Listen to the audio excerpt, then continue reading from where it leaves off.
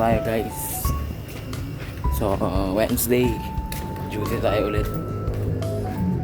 So, nagsaing ako sa amin kasi may dalang pagkain sa Ulysses, may dalang ulam. Is bigas.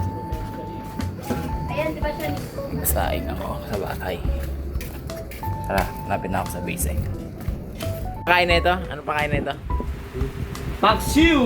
Na, pako. Ako! Birthday niya kasi nung linggo. Oo. Kaya magpapakain siya ngayon. Ang problema, lugi ako. Ako nagsaing. Saan lang yun? Oh, 3 kilo? Lugi. Siraulo na to eh. Binyag! So yun guys, dito nga kakain na rin pala kami. At ito naghahanda na kami para kumain. Sinalin na nga pala yung mga ulam na dala namin. May dala rin ako sarili kong ulam, menudo at saka barbecue. Sa Ulysses may dalang paksiw at dito kumakain na nga kami. Habang kumakain kami dito guys, nagkwentuhan na rin kami about sa mga dating mga reklamo, yung mga dating nangyayari sa barangay na matitinding kaso, mga reklamo, mga away, or mga nakawan sa balingasa. Sa amin yun eh.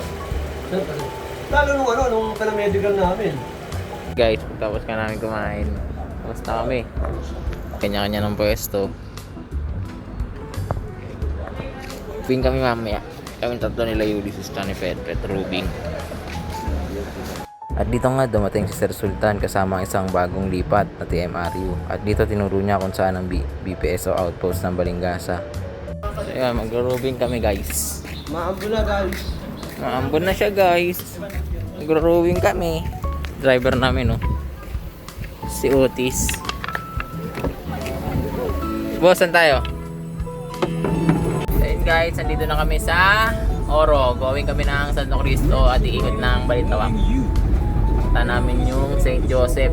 At dito nga guys, dumating na kami sa area na sinasabing meron natutulog sa ilalim ng Skyway. Kaya minabuti namin silang paalisin at palipatin sa ibang lugar. Mas safe at hindi sila masasagasaan ng mga dumadaang truck. At ganoon na rin ang iba pang sasakyan. Okay na, mission success na kami guys. Tara! Wala na yung mga nakahiga rito. Pagkatapos nga rin namin paalisin yung mga taong natutulog sa ilalim ng Skyway, nag-continuous na rin kami para magrubig sa aming iyoan. At pagtapos nga namin magrubig, may nagpadala ng pagkain dito sa amin. May nagbigay nga pala ng seafood sa amin at kanin. Time check guys, 5:15 AM at may dumating nga kaming complainant. Nireport nila na ninakawan daw sila ng kasambahay nila sa may Silandin. Kaya dito ginawa namin ang incident report at tiniretso sa police station. Guys, nag-biyahe kami ng 6:30 going to lang center. Ano pa lang naman eh, 5:50. Siya lang mo to, pagtitripan ko lang yan. Tignan mo.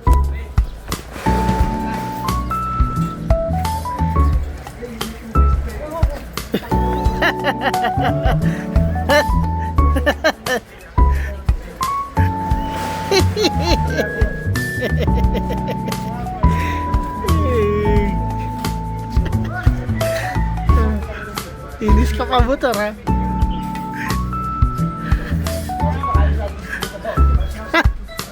Pagsags. Tama kami footboy. Tama mo. Linis ka pa ha?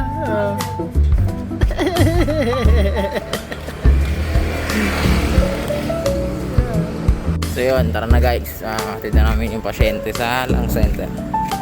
Pet naman sa Balingasa High School. Kami ni Ulysses, Lang Center. Dito nga habang papunta kami sa patient namin ihahatid sa Lang Center. Nakasabay namin sila kaya Pet at si Ate Lani. Papunta silang high school niyan guys para mag-check ng mga bag ng mga estudyante. Guys, nag-report na lang ako sa 122 na may hatid kami patient.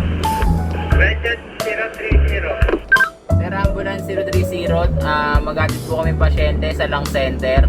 Pasyente po babae for follow-up check-up.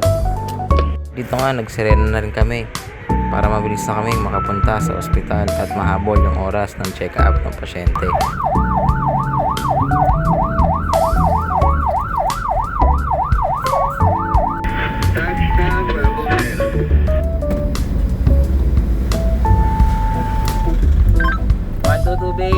Bulan 030, 1023 at Lang Center. Likewise, 19.